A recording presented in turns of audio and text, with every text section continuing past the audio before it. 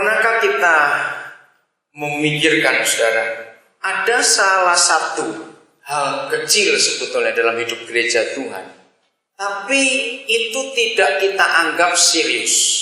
Nah, karena kita anggap hal kecil itu hal biasa, akhirnya kita ini seringkali salah, tetapi kita tidak merasa kalau itu salah dan tidak tahu kalau itu salah.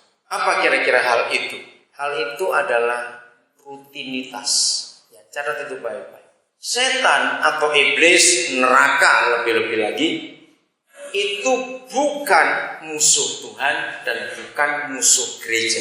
Tapi musuh Tuhan dan musuh gereja itu rutinitas. Kira-kira sudah setuju atau tidak? Karena kalau kita nggak setuju, sulit kita akan belajar akan kebenaran ini. Jadi rutinitas itu jauh lebih jahat daripada roh jahat itu sendiri. Satu-satunya hal yang rutin di dunia ini, dengar baik-baik, satu-satunya hal yang rutin di dunia ini, itu cuma satu. Enggak dua, enggak 10, satu. Saya mau tegaskan lagi, satu-satunya hal yang rutin di dunia ini, itu namanya agama. Renungkan itu baik-baik. Agama itu musuh Tuhan kita. Mungkin saudara kaget. Kenapa agama musuh Tuhan kita? Karena agama itu yang sangat melawan Roh Kudus. Kenapa agama melawan Roh Kudus? Sebab Roh Kudus itu pribadi yang inovatif. Apa kata inovatif ya? Yang bergerak terus, yang maju terus. Nah, agama itu bukan cuma rutin, tapi statis. Arti kata status itu ya dari dulu ya begitu, gak bisa diubah sama sekali. Itu agama. Segala sesuatu di alam semesta, bukan cuma di dunia ini saja. Segala sesuatu di alam semesta ini saja itu bergerak terus, berubah terus. Siapa mengikuti berita akhir-akhir ini, saudara? Para ahli ruang angkasa, peneliti bintang dibuat kaget. Menurut mereka, muncullah planet-planet baru, gugusan-gugusan baru. Lihat berapa bulan terakhir ini, hampir setiap bulan kita menemukan ketemu lagi gugusan baru, ketemu baru. Waktu saya bicara dengan beberapa orang, itu nggak baru, tapi itu yang ditemukan oleh manusia, buat manusia kaget.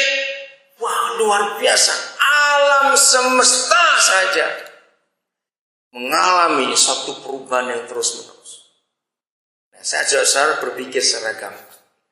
Kalau saudara lihat handphone atau lihat komputer, handphone dah, mungkin semua kita lebih gampang untuk ngerti handphone. Kira-kira kalau handphone itu jadi agama yang statis, yang rutin, mereknya nggak pernah ganti, tipenya nggak pernah ganti, kira-kira laku nggak orang jual handphone? Coba jawab. Nah, lihat, ibu umur berapa, Bu? Nah, itu jumpa aja ngerti loh, saudara, handphone gak laku kalau agama jadi agama. Bayangkan, ibu pakai handphone merek apa, Bu? Oh, pakai Flexi, enggak handphonenya. Oh ya, Flexi. Wah, luar biasa, bayangkan. Mau 74 aja ngerti. Maaf, saudara. Ketika kekristenan menjadi agama, kekristenan melarang Roh Kudus bergerak seperti yang dia mau, maka gereja mati dan tidak produktif dan tidak menjadi jawaban akan dunia karena gereja tidak kepada fungsi. Ini 4 bulan terakhir ini dunia handphone lebih gila lagi. Penemuannya itu sudahlah, tiap hari itu pasti muncul paling tidak 5 hal yang baru, tipe baru untuk handphone tiap hari. Maka itu kalau saudara nggak bertobat dari mata handphonean, bangkrut kamu. Ngerti kata mata handphonean itu? Seneng ganti baru. Bayangkan. Nah, Roh Kudus itu pribadi yang inovatif. yang terus ada pembaruan tiap hari. Bahkan dalam satu hari bisa puluhan hal baru yang Roh Kudus buat. Nah, rutinitas kita dalam pelayanan, dalam hidup semuanya itu yang menjerat. Coba saudara perhatikan terakhir ini di dunia manajemen, dunia perusahaan, dunia bisnis pasti muncul dua kata ini. Kata yang pertama adalah istilah bahasa Inggris, out of the box. Artinya keluar dari kotakmu. Nah, saya kagum kepada ilmu manajemen dan semua bisnis. Bahwa kalau orang bisnis, kalau seorang manajer di perusahaan apa saja, kecil maupun besar, cara berpikirnya enggak keluar dari kotak yang lama, maka usaha akan bangkrut. Kira-kira kenapa? Karena inovasi luar biasa. Terobosan-terobosan dalam hal bisnis ekonomi luar biasa. Apalagi sejak 1 Januari yang lalu. Ketika perdagangan bebas ASEAN dengan RRC terbuka. Saudara pengusaha-pengusaha Indonesia, usaha-usaha kecil kalau nggak inovasi, bangkrut, nggak laku, kalah dengan barang-barang RRC. Hebat sekali barang-barang dari Tiongkok itu. Sekarang buah-buah saja. Ini orang Batu, kalau apel mana lagi nggak diinovasi, nggak laku. Cili-cili, elek bisa. Yang dari luar negeri, dari RRC, luar biasa. Batik, bayangkan. Batik RRC bisa lebih bagus dan lebih murah daripada batik Indonesia. Bayangkan. Belum yang lain-lain. Begitu tolong para gembala, khotbahkan ini di jemaat, supaya mereka punya usaha kecil, sadar. Nah, salah satu penangkal, saya sudah khotbah dari sejak 1 Januari ke banyak tempat. Satu-satunya cara untuk menangkal kehancuran Indonesia, kalau tidak maling lebih banyak lagi di Indonesia, perampok lebih banyak lagi. Kenapa? Orang susah. PHK akan ribuan, perusahaan-perusahaan tutup karena barangnya nggak laku. Barang RRC lebih hebat. Nah, satu-satunya penangkalnya, satu saja penangkalnya. Semua kita harus beli dan cinta produk dalam negeri. Oh, nggak ada yang ngamen.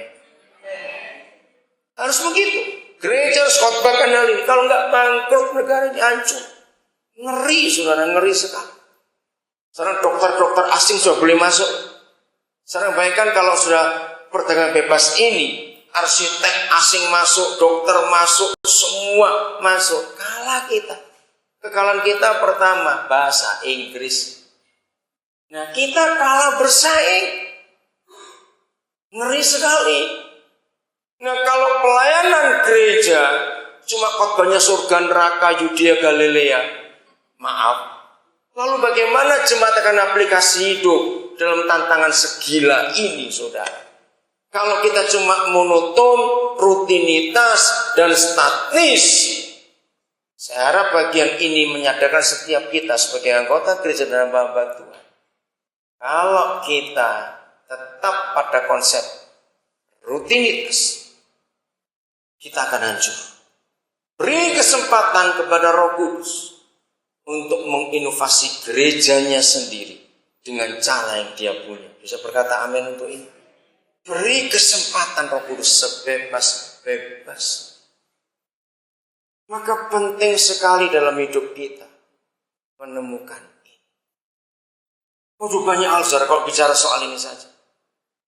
Maka itu perang terbesar di dunia yang tidak pernah berhenti sudah ribuan tahun. Itu namanya perang agama. Betul tidak?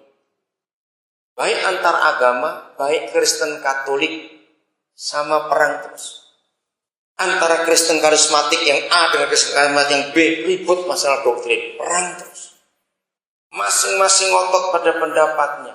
Nah, itulah agama yang nggak bisa disinggung, nggak bisa diganggu-gugat, nggak bisa diotak-atik istilahnya. Karena agama itu satu kesombongan dan satu kejahatan di hadapan Tuhan. Beda. orang beragama dengan orang bertuhan itu beda.